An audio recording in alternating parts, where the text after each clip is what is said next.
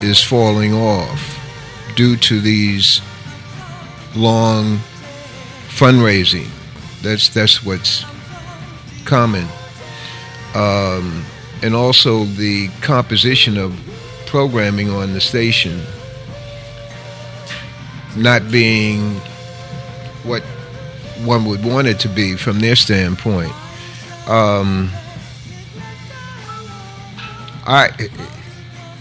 Anyway, it's stunning. I mean, you're right. I mean, because all of it is so subjective. I mean, who the hell knows what good programming is? Who knows what mismanagement is? We certainly haven't heard any criminal negligence from anybody about mismanagement. So what are we talking about here? I mean, you know what I mean? That could be anything.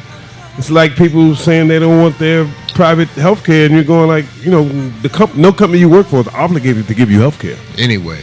So, I mean, you would have to say to yourself, why wouldn't I want the guaranteed health care? Maybe I want it so that whatever health care I got, they can pay my doctor. I can see people arguing for that. I want to pay my doctor, not somebody else's doctor. You know what I mean? Here's something that just came to mind, Brother Doug. WBAI sits right in the middle of the dial. And years ago, when KISS was at 98.7 FM, which is right next to 99.5, folks would call in on Sundays on Open Line. That's the name of the show. They'd call in an open line. And they would say, this is the best information anywhere in the city. And it wasn't.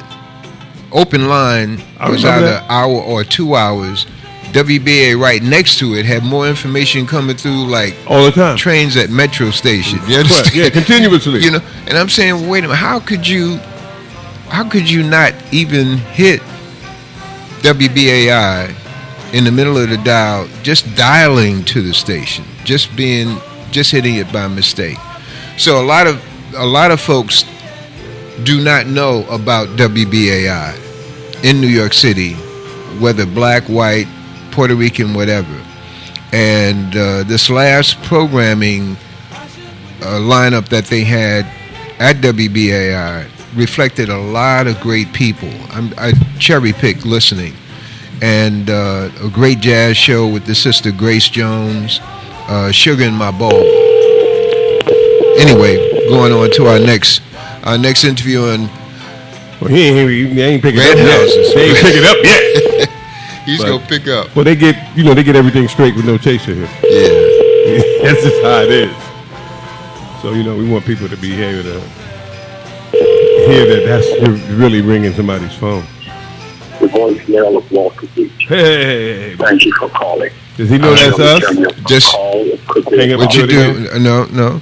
Walter Wig, this is the line that we're calling you on for the interview. At the tone, please record your message. When you've finished recording, you may hang up or press 1 for more options. Okay, good. Now to leave a callback number, press 5. Brother Walter Beach, we're calling you right back on this line. This is the line we're doing the interview on, and it's Brother Leroy with the Communicators. Oh, that was deep, brother. So you give that. That's straight with no chaser. Not only you taking straight with no chaser to a whole nother level. Oh man, we calling them black. Calling them right black. And he did the same thing. You had to call him on your phone first. All right, okay. You ain't give him the big alert. You did? I did. He knows that. We right on time. Yeah, we're right on time. Right on Excellent. time. Yeah, we don't play around with that. No, we do not. No, that's not how we roll. This is straight with no chaser. This is community radio. Yeah, and this is the Communicators, and this is the sub show, straight with no chaser. Oh man, we're gonna have a good time with our guest. Walter Beach was one of the players. What position he played? I think he was defensive. Like a cornerback or something. Oh, wow. He'll have to answer that. Oh, nice. Played with Jim Brown, so he's one. Wow. He's one of that crew. Man, I seen a picture of Jim Brown when he was with the Cleveland Browns. Man, he looked like Adonis, man. I mean, that guy was something else, man. You know, just for those of you who never seen Jim Brown. All right, try him now. Who now? It sounds like you said try him now, man. Try him now, yeah. It sounds like you just told me to try him now. You know, that's what that sound like you just said. The voicemail of Walter There you go. Oh, come on, Walter. Yeah. Okay. Yeah, man, I don't know what's going on, Water. Well, I'll tell you this in advance. I've invited. voicemail of Walter Beach. Maybe he got shot, man. No, he's. When you call him on his phone, call him on your phone, man. That's where I'm gonna do that right again. Yeah, call him though. I mean, like voice, maybe on the voice call him. Say, yo, man. You know, just Jim talking. It's Jim. It's me, Jim. You know, you gonna be blocking for me or not, man? So, here's Brother Leroy. He's dipping off the phone.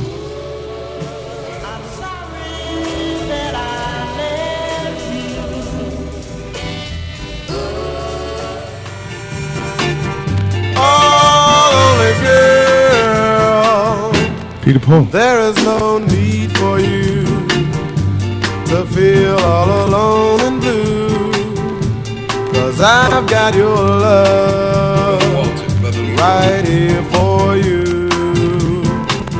Lonely girl, I want you right by my side, so won't you say yes? You could have gave him a number two, man. That was My bride. Should we try him again or we wait?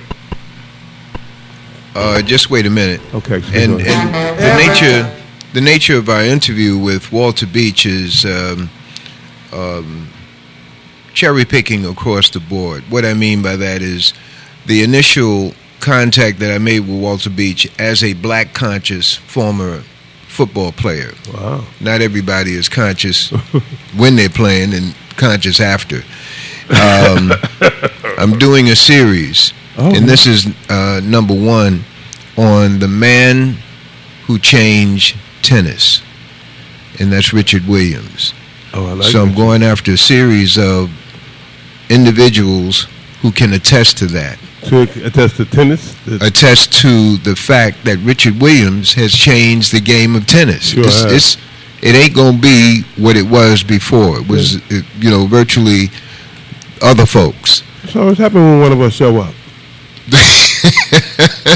After they try to keep people out of there, man. The game changes. Come on. The game, just like the what do you call it? The Smart Initiative, the community, Yeah. Smart Community Initiative, Smart Initiative Community, Smart Community Initiative, that's the name. which is what Digital Partners has done, Yeah. is a game changer. I mean, when it was explained to me first, you did that maybe a year, 2 ago, and you were explaining how the cameras are set up, not only in the outer areas, but enabling the tenants to access the cameras in terms of who's getting on the elevator, who's on the elevator, who's in the hallways, and that sort of thing. And then people coming home from work Correct. late That's at not night. security though, Brother Leroy. See, you know, when you have the paternalistic police, which is the people who think they're helping poor people by making sure that they're spending money, paying themselves money to help you, and you get no money. I'm talking about them peoples. Mm-hmm. They think that or the landlords think that having cameras is for security, because we've done things for landlords. They're looking for security, looking to protect their property. You know, our thought was, those are cameras and they're on all the time, and those are TV cameras, and why wouldn't you have cameras so that the people could watch themselves? And that's how the We Are Watching Us kind of program came about. You know, we said we should put some cameras in so people could watch themselves. Because growing up, I used to be a little hoodlum. And, you know, there were certain people in the community that knew your mother or knew your father or knew your auntie or whatever, that you never want them to see you doing anything wrong. I mean, but for all the tea in China or whatever you want to talk about, you know. And so we just took that concept and said, hey, you know, if everybody could see, then people who were doing things that were inappropriate, they would just do like we did when we were hoodlums. Keep it moving. Get it out of here. Try Walter. Yes, sir. I've gotten my command. So the man who changed tennis, Walter's okay. Then maybe he's tied up. But the man who changed tennis. I hope not really. Having read Richard Williams' book, his biography, anyone who reads it, any black person who reads that book gets a full understanding of what he was doing. Correct. When he got his he looked at TV one day, and he was looking at TV one day, and this Caucasian girl had won this tennis match, and she got so much money. So he said, I looked at this little girl, this young girl, with all this money. He said, I could do the same thing. And I got two little girls back up in there. They weren't even born yet. He made an agreement with his wife that she would give birth to a daughter. It turned out to be two daughters. And that's Sabrina and Venus. That's partnership right there, boy. That's what you call partnership right there. So that's how the book. Well, he's an innovator. He's a game changer. You know, there's a thing by Stephen Jobs. It's like it's 10 seconds, 20 seconds. An Apple commercial called "The Crazy Ones," and in the video he shows all of these innovators: Albert Einstein, Richard Branch, Muhammad Ali, Martin Luther King, and he said they're the crazy ones. He said they're troublemakers, they're innovators. He said you can ignore them. He said you could do everything. You could say bad things about them, say all the crazy things you want. Salvatore Dali. He said, but you can't ignore them. He said, and the people who change the world are usually the people who think they can. And I mean, brilliant. 30 seconds, and you play that, you go, wow. Usually these innovators are in one category. They're a troublemaker, or they're, because they say, I'm going to do something different. I'm not going to follow the crowd. Or I'm going to do something that I'm not supposed to be doing, and I'm going to learn how to do it. Some kind of way. Or like Harriet Tubman said, I'm going to help people get up from A to B, even if they don't know any better. Even if they don't know they're on the road, I'm going to put them on the road, and doesn't matter if I can read or write or whatever. There's been many people through time that has helped, our culture, the culture to grow, help people to grow, and help people to be smarter, and help people to learn when it was impossible. I saw a thing on TV, documentary by Ken Burns, and they were looking at the guys who invented radio. Oh, you got to see that. The thing is, Westinghouse, Marconi, Tesla, these cats, man, and they had figured out how to do radio. You know what I mean? How you could talk and listen to something that somebody's far away. And they went and interviewed this farmer in Oklahoma, 1920. Right?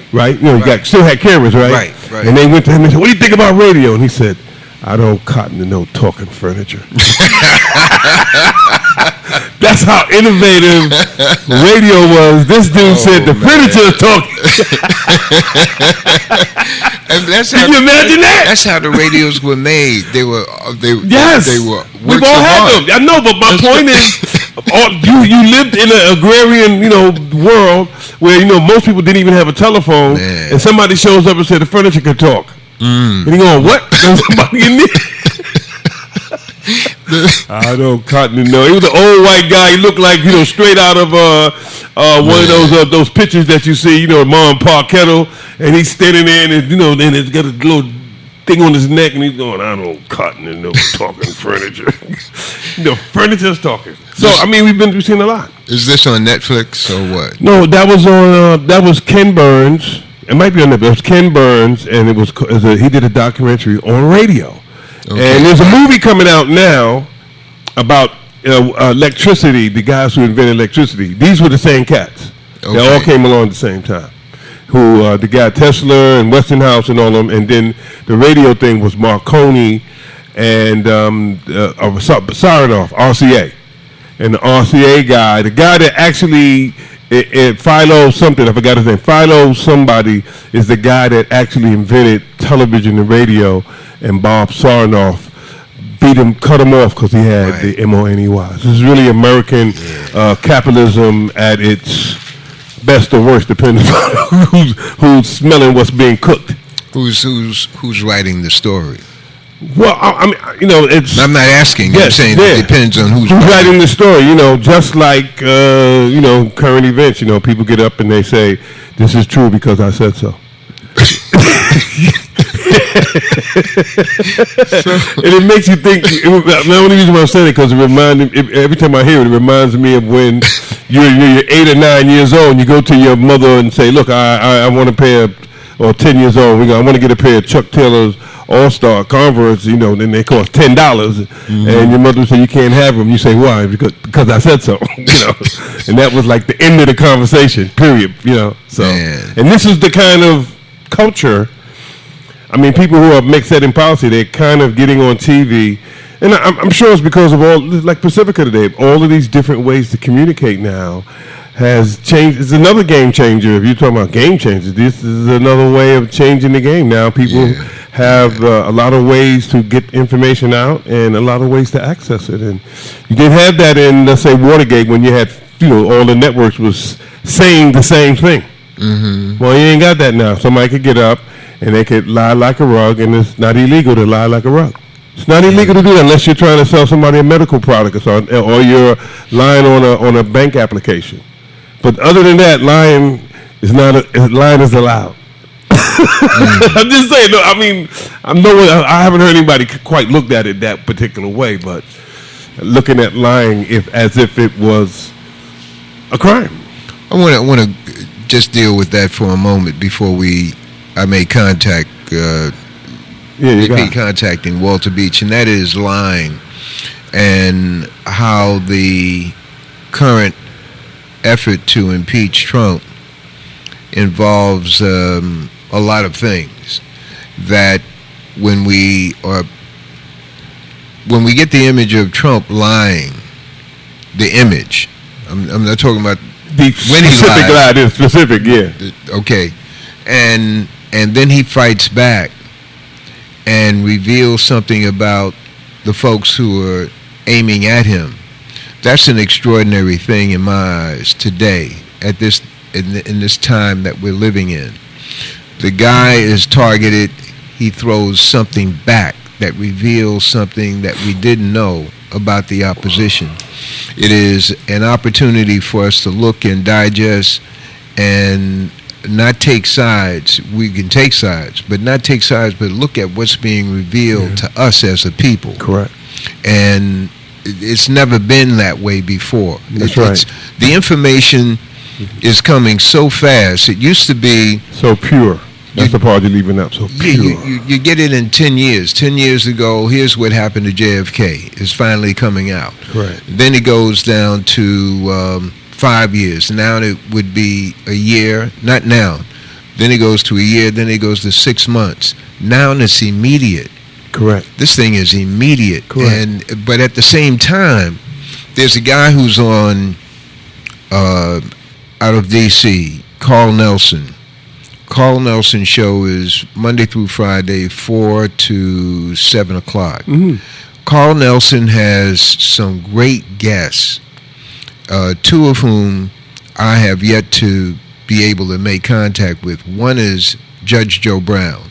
Yeah, I remember. And another one is a brother named Mark of Anaheim. If you go into YouTube and you plug into any Mark of Anaheim, you're into not just alternative information. You're into a body of information that just isn't spoken of. Correct. But gives a view, an X-ray view of what's being said today on common radio, TV, and whatnot. This guy is very, very important. Always like you. Well, I don't know. Yeah, I know that because when I listen to you talk, I see that you have figured out that the one thing that most people don't know about you're right, the president, is that everything he says is not a lie.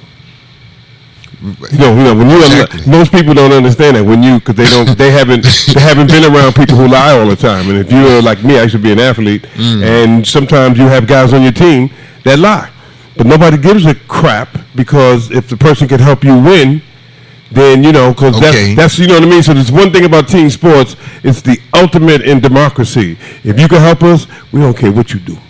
We don't care who you are either. As long as you're helping us out there, the collective, nobody cares. And what you see is when people lie, it's not that he lies. He doesn't lie all the time. But when you say he strikes back, he'll go back because he's one of them. He knows what they do. That's right. And he understands that and one of the beauties of what Stu did, he understands that I believe in their minds that it's cultural that a certain group of people are running policy and running things. I believe that they believe it's cultural. It's just my own 50 cent. Cultural means their thing. This is our what thing. we do. That's right. Our group. Right. They believe that it's their part of their culture that they run everything. They believe. Now I have no evidence. I'm not Nostradamus. So this could be some Nostradamus thing. But I believe that if you look at it psychologically, that would explain a lot of things of their behavior. That's why they tolerate, the head guy being a liar. That's why they explain what a 72-year-old man really means. And everybody knows what he means because he's speaking English. But they feel the need to explain that because I believe it's cultural. If it was regional, you would have people from different parts of the country taking turns on running stuff. Running things for all of us. So then everybody would have a flavor. Everybody would have an opportunity. You don't have that. You can look at the guys. The only outlier is Barack. He's the outlier. What is an outlier? Someone who a planetarian, as I was called in grad school, a planetarialist. What is that? He said, my professor said, Mr. French, you're a planetarialist. I said, what does that mean? He said, you sit on the outskirts of the class and shoot zingers at the professor. Sit on the side. He said the planetarialists, they never sit in front of the class. They never sit left or right. He said they're always on extreme angles. And I would come in and sit at the door. He said they always sit on the left. He profiled his students. This dude was great, Dr. Posey. He was a profiler of his students. Yeah. And he would say that certain people, they sit at certain places, you could tell what kind of student they would be based upon where they sat. Wow. So I'm saying that if you pay attention, you'll see that there are certain groups of people who will get up and no matter what, they will make any excuse for them. And that's okay, except for when they take time to realize that people could see them. Then all of a sudden, it's different, because it's like playing ball and you're on the team, Brother Leroy, and you're winning. You think that everyone else who criticizes you are only criticizing you because you're winning. They're not criticizing you because maybe you deserve criticism. They're just criticizing us, Brother Leroy, because we're kicking their butts. That's a sports thing that I learned from sports. So when I see this, I'm looking at it from maybe a different perspective from maybe a regular person. I'm going like, oh, they so busy winning, they don't care what anybody's saying. They can't hear criticism. They only can hear something once they lose. See what I mean? So if you're on a winning team, you're winning all the time, like the 1972 Lakers or like the Golden State Warriors. They was all on top of the world, blah, blah, blah. Now they're losing. Now they know what everybody else thinks of them. Because people are stomping, as my mother would say, a mud hole in their behind. People are giving it to them. You know what I mean? Yeah. Just because they took all of that beatings and all that stuff from, Steph and all, from those guys. So if you're winning all the time, the only thing that most people hate in sports analogy is their own medicine. So if you're a pressing team, when somebody else presses you, then you become a little rattled. That's the antithesis. If you have a team that's really huge like the Lakers, if you want to beat a big team like that, you have to get ahead of them because a big team has a hard time coming back because they're too big. Give that again. Give that again. Well, you can look at the government as a team full of big players, right? Okay. So like the Lakers, they're big players. They have a huge lineup, tall. So when you play against those kind of teams, the first thing you think of, okay, we cannot let them get too far ahead of us because their strength is that once they get ahead, they're dominant. They can just force their way in because they have all the powers. Same as the federal government. Same as the people who run the culture.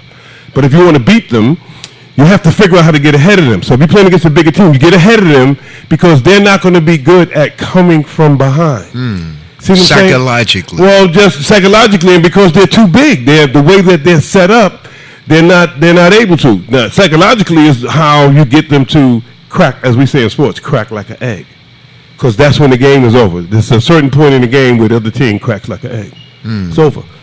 You know what I mean? So, but that's the microcosm in sports, if you dig what I'm saying. Okay, let's talk about my favorite team, the Knicks. There's no count for bad taste on Beverly, right? What's happening? They got a young team. They got a young team. Man. They got a young team. They got a young team. They got a young team. Okay. That's it. And when you have a young team, you know, you have to, and they starting from scratch, starting last year. Well, they brought in some other players because, you know, they couldn't take the pressure, but they're not going to win with those particular guys because in the NBA, you have to have at least one or two killers. And when they had a killer and a half, which was Stoudemire and Carmelo, they had a killer and a half then. They didn't appreciate it.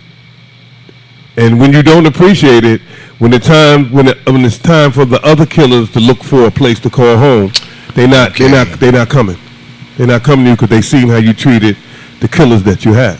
Because you're not winning anything in any kind of competitive situation without having people who are accomplished at whatever it is that you're trying to do. You know, radio, whatever. You gotta have talent and skill. You gotta have some winners. Yeah, killers. To attract winners. You gotta, if you want to win, you gotta have people who can make things happen. Who can go to see the team that got two bigger players and say, okay, I ain't gonna die if I miss, and if I come in and shoot well, then that's gonna give Brother Leroy some courage. And if we just play a certain type of way and get ahead, all we gotta do is hold the fort, and they're gonna crack. That's what it is. And so it's the same thing with the election. They have to figure out how to hold the fort. And I don't know how they're going to do that because, you know, right now they have to find someone who's a killer. You know, who's aggressive, who's passionate, who shows that they can win. I'm going to win. You know, you don't hear a lot of people talking like that. Some of them do, but you know. The Nets. The Nets are different, man. They have a killer. They won last year. They got a killer. Up. They got two killers. They got KD and they got Kyrie Irving. And Kyrie Irving is a New York City killer.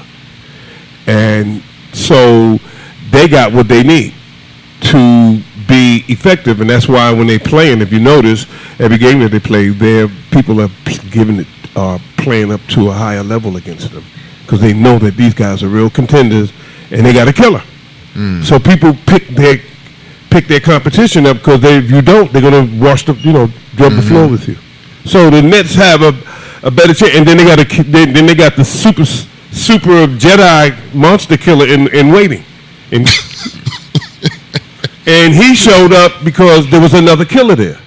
You see, so it's proving the point that I'm making. You got to have the guys who are really good players. They're going to attract the other players who could help make things happen.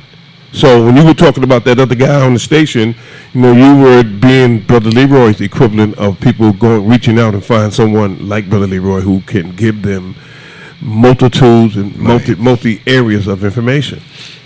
So why would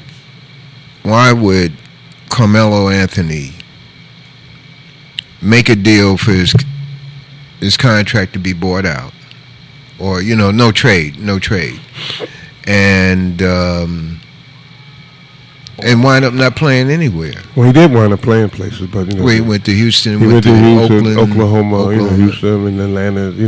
Took him in for a minute. Dig this. People should look at that and understand that. In the real world, like in sports, when people don't need you, then they'll let you know. So why wouldn't he go to China? When people don't need you, they'll let you know. They will let you know. They'll let you go. They'll let you know. Oh, yeah, in the air. I like that even better. And they'll let you go. They'll let you know that they're letting you go. And once one person doesn't need you, why would somebody else need you? Okay, but the brother Starbury. Well, maybe he need the money. There's a lot of reasons why people. Or maybe he doesn't need the money. Maybe he does. Maybe he doesn't. Maybe there's a lot of reasons why people keep playing. Maybe Carmelo doesn't need the money. So if he doesn't get what he's looking for, he could just lay in the cut. It doesn't matter. Maybe Stoudemire needs the money. His mother was in prison, right? No. I don't know if you know. Yeah. When he got drafted by the Phoenix Suns, his mother, the NBA had to send somebody to Phoenix to watch him, to help him with his cash, because his mother, this is a rumor, was at the arena shoplifting in the gift shop. Okay. So that's a rumor, but my point is that no one has the facility to say that they know how to, except for maybe Bill Laimbeer or somebody like that, or Doc Rivers' son, or a couple other guys whose fathers played in the NBA. No one has the facility to go from having nothing and all of a sudden you're making $95,000 every week. You just have to get your hands around that. I'm talking about and $95,000 a week. Those are the $4 million a year guys. So they ain't even the big guys, right? And they get the check every 2 weeks. So every 2 weeks you roll in there, and you young brother Leroy, who's not even 22, still got milk on his mouth, and somebody's giving brother Leroy a check for $100,000 every 2 weeks. Every 2 weeks. Think about it. Think that as one of your kids. Think about how scary that is. As one of your children who's got more money than anybody in your whole generation. Ever had. And you're watching the kid get in the truck and I'll see you later. He's driving down the block. It's just like you almost don't want to let him go anywhere by himself. You That's see right. Yeah. That's why now you understand why they all have entourages or people who hang around them. People have a moneyometer. They smell money. You can't hide it. I'm a firm believer in that. I don't care what happened. You get a lot of money, you'll be sitting in your house thinking you fooled everybody. Somebody be coming and going, you hit it, didn't you? I know you got it. Stu and I spent 11 years at a venture capital firm as the entrepreneurs in residence, kind of, And our specialty was wireless. This is stuff that we're doing now for the venture capital firm, but it was run by two black Harvard MBAs. And they hit a big deal. And the guy who was our mentor, all of a sudden, he was worth $100 million. And so we were having lunch. Now, of course, he called up, let's have lunch. Yes, sir. Mm-hmm. And we're sitting downtown at lunch, and he had his assistant with him. He said, yeah, man, I can't go anywhere by myself. His phone rang 5 or 6 times. It was his wife calling him, making sure that he was up there having lunch with me and Stu, like he said. Right. She called the assistant to make sure he didn't lie that he's up there. His daughter called him while we eat lunch. He said, I can't go anywhere. I can't do anything anymore. He said, why? He said, it's the damn money. Mm. He said the kids got him boxed in, and his wife got him locked down, checking his schedule. He can't even go. He said if he tries to go to the store by himself, she's sending somebody with him. You got all that money, you go, no. So I'm just bringing the point that, we're not taught how to deal with that. No one is. No one's taught how to treat themselves as an entity. What's the best way to do that? What's the best way to shield, your money? Mm-hmm. What's the best way to protect yourself from all of the many things? One of my friends was the NBA. He died on a plane, Harvard, and he was an NBA guy. And he said, he said, Doug, when you have a lot of money, you want to spend a lot of money. Mm-hmm. And I said, what are you talking about? He said, trust me. He said, something about having money, it makes you want to spend it. He said, you very rarely want to take it and stick it under the bed and be going like, I know it's down there. He said, it ain't that kind of a party. He said, yeah, he said, and not only do you want to spend it, he said, there'll be lots and lots and lots and lots of people who will be trying to help you. Mm-hmm. He said, then there'll be people who are trying to get it from you. Mm-hmm. There'll be people who are trying to help you spend it, and then there'll be people who will be trying to take it from you. Mm. So, so we're not trained. So these guys get in the NBA, they have all this cash, and, so that, I think, you look at Carmelo, and that's what's going on. And he's. I don't think he's going to have to ever have a job again if he doesn't. Unless he. Yeah. If you know what I mean. So even though he's not playing, it doesn't matter because he's played 15 years in the NBA at the highest level. And if you're in the NBA and you're starting, you are a multi-millionaire. If you're in the rotation, you're a millionaire. So think about that. You're going out there bouncing around, stupid little ball where you're not going to die if you miss. All this there right to all this drama. What drama? You're not going to die if you miss. This other big dummies out there with you. You know what, Leroy? So I don't know what's going to happen with to answer your question. I don't know what's going to happen with the Knicks and or the Nets. I can't call it. I know that well, let me ask you a question. What do you think about the NBA and China and the criticism that they were trying to level on them about that? Well,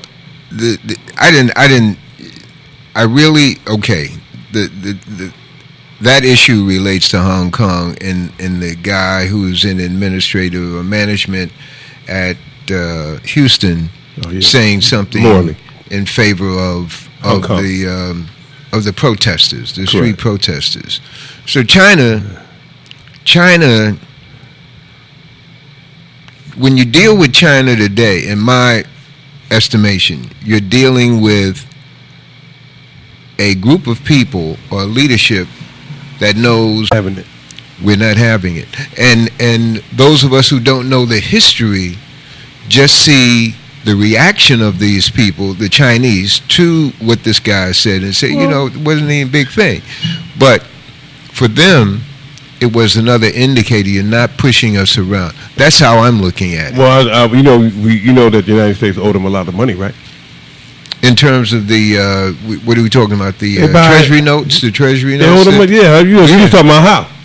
So I'm thinking that, people that owe you money, they don't get to push you around. They only get to talk no crap. They don't get to talk no crap either. You brought it right home. You said you can talk all that opiate war stuff. I'm gonna drop this thing. Y'all was a lot, not a little bit either. Oh man! And so one can make the case that they flexing just because of that. Yeah, what you talking about, man? You ain't even pay me my money, man. What's you talking about? All that, yeah, man, get up out of here, man. If I smack, you know what? None of this crap's gonna be on TV. And then the funny part was the explainers. That's what I'm calling them. The ones that people who explain for the 72-year. They're not offended by anything that he does. Not by the I'm just gonna say this. I can't help myself. How could you not be offended by somebody taking your kids, man? How could you not be offended by that? And I think if they was going to impeach him, they should just go with that. You want to get some emotional, visceral opinion from everybody? Because you could call so many people out, the white evangelists. How come you're not offended by that? Forget about his lie and all that. In the example that I was telling you earlier, somebody knock on your door and you say, I don't want you here. And you know what? Give me your kids. Are you what? We're talking about the crossing the border and taking children away from the family, the adults. I mean, and I know that Obama and them did that, but they also said that if you ask for asylum, we release you. They were stopping them the same. They was detaining them, but they came up with a law that said that they couldn't detain them anymore. See how smart they were? Obama and them said, doesn't somebody have a law that says that we can't do this anymore? And they agreed to that. I forgot the name of it. But they came to some agreement that they couldn't hold the people no more than 3 days. And they had to let them go. And of course, the new people came in and said, we don't like that. So I'm just saying, Billy, you gotta have a way to show people how you're making a difference and how you're going to enforce the rules in some type of way and enforce them evenly. And I don't know how that's going to be done in the era of all of this, just to bring it all around, in the era of all of these devices and information. How do you put the genie back in the bottle? You can't. That's what I'm saying. And we can see them. We could when all of those Republicans went down the stairs in that little show of whatever they did the last couple of weeks ago. They busted in the hearing, the secret secure location. There was nothing but white guys. And the optics, I think they're missing. I think they're not looking at the optics of what it is that they're doing. And once you look at the optics, Brother Leroy, you start realizing that, like I said earlier, maybe it's cultural.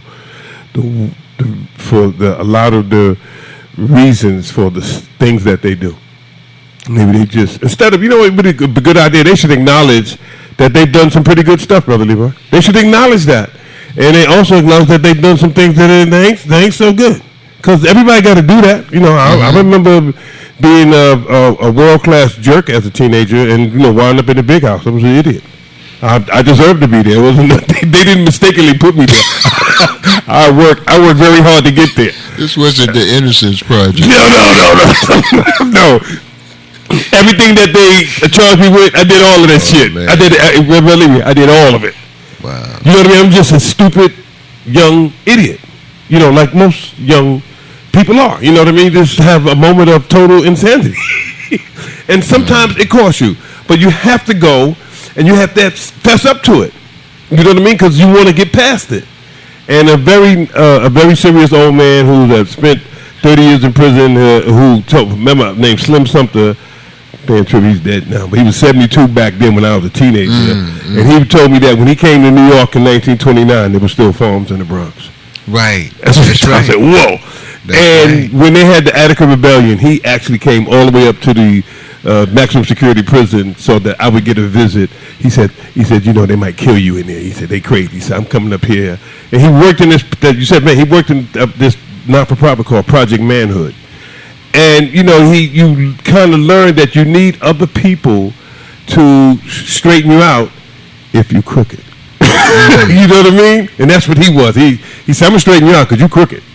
And I was, you're sitting in the big house and the guy's talking to you and I'm sitting in, Dana Moore, I'm maximum security and a teenager and he's talking to you and I'm so young that I didn't spend one night in there afraid. Now that's ridiculous. That's how stupid I was. Not one night, Brother Leroy. Didn't cry, not one night. Wasn't afraid one night. And when I got out, I couldn't believe how stupid I was laughing. I was going, wow, what a jerk. You start thinking about it. I should have been terrified. Well, isn't that something? Well, the African religion and philosophy, our culture, what we have but don't know we have. That's what African religion and philosophy is and teaches you once you get into it. It's what you have but don't know you have. And when you find certain characteristics in individuals, in African religion and philosophy, it's matched up against the spirit world or the unseen. So that's why it takes time for a family in Africa, when a baby is born, to name the child. And it might be 3 days before they name the child, or 7 days. So they can see. They have to determine who's around the child and what spirit that is. Exactly. So here we are. We don't know that. We don't know. Okay, but there are individuals who have characteristics that a priest, I'm just using that loosely, not a priest, and really have to qualify, because there's so many people, when they understand that black people here in America don't know our history and culture, pose as priests, pose as shamans, and they have just a little bit of knowledge, but it's enough to intrigue us and have us on a hook. So you just can't bite into someone saying that they're a priest or they're a shaman, or someone saying that about them. Okay, but saying all that to say this, that there are individuals, all of us have characteristics, and there are people who can read those characteristics and then make a determination. So you could be in a certain world, and let me go back. African religion and philosophy is demonstrated through a lot of the religious practices known as Christianity. Okay? I was listening to a program, it was on Bev Smith. I remember her. Okay, On Bev BET. Smith. And this is years ago. And this brother was talking about the money anointed. And so I'm listening hard for this. In fact, I recorded some of it. And he was talking about the money anointed. So I called in. The money anointed is people will come to individuals for money because there is an aura about them that they have money or should have money. Correct. Those people who have that aura don't know that they have that aura. Right. And people come to them for money and they reject it. They reject the individuals. They always hitting on me for money. They always hit. Whereas if you accept it and give Correct. some of that money away, you will get it back because you're the money anointed. So it's as simple as that. Recognize. It took me, I said, what is this money anointed? What is this? And that's basically what it is. It's individuals who are destined to have money, and they will have money, although it may not be a lot at the same time. It flows. Mm-hmm. They're always going to have some money.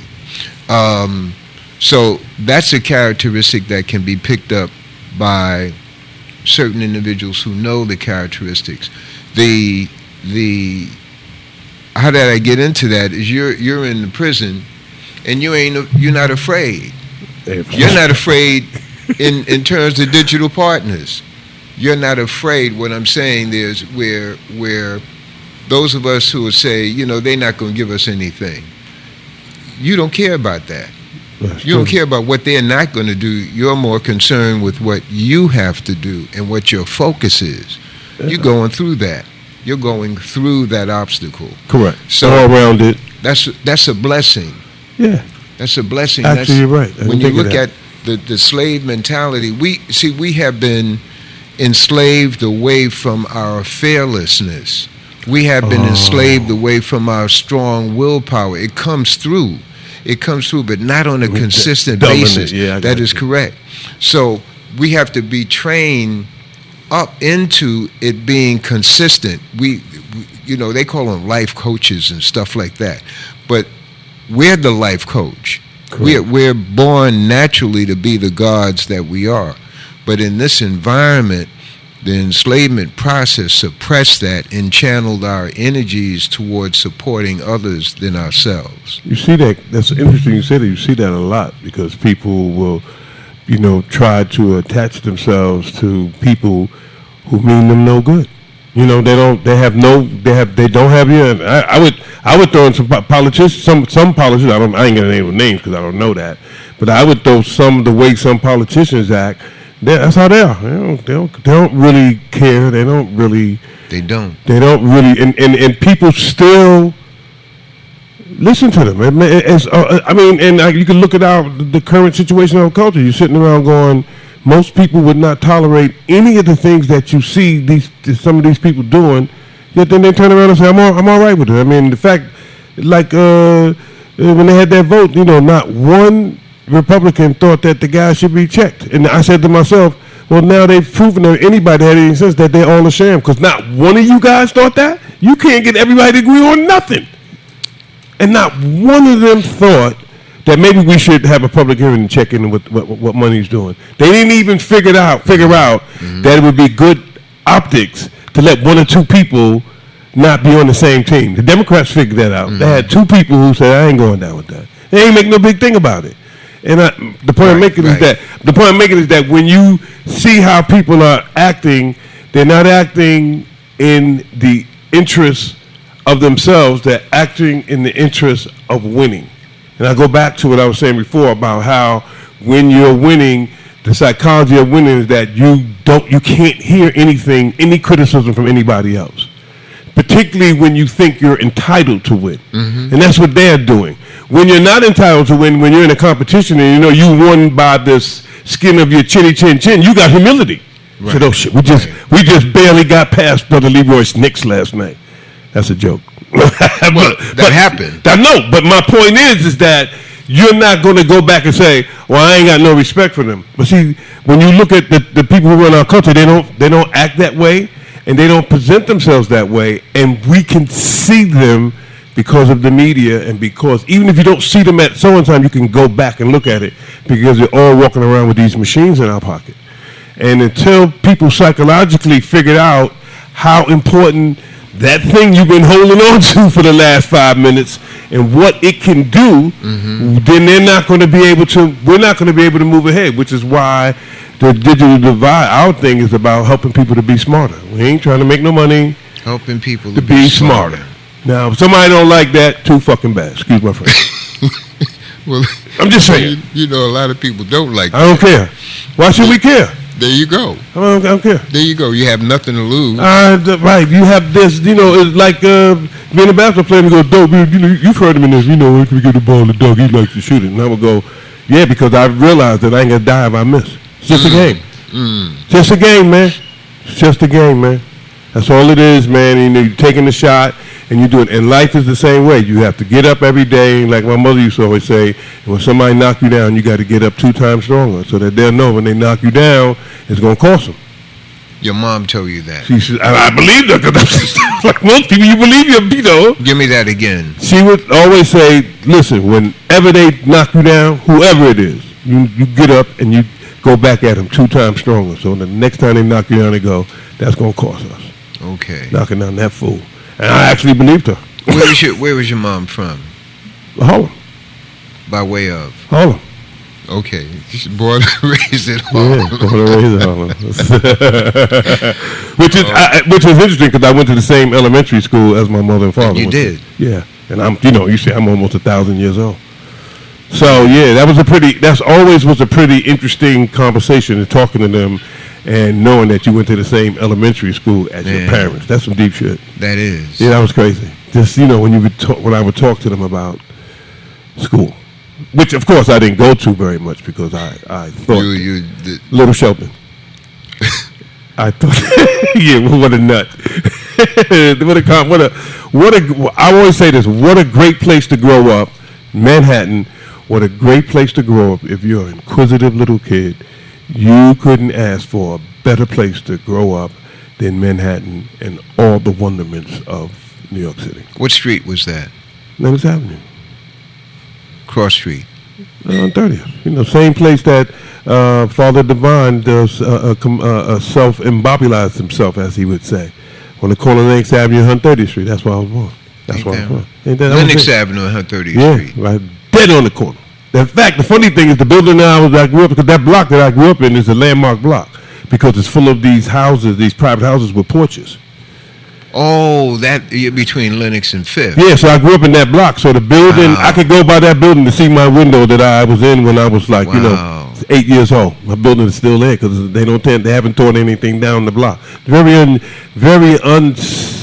I want to say unsightly, but it's not beautiful, but very unnerving to be able to stand there, stand on the stoop and see where you stood on that same stoop and talk to your mother 89,000 times.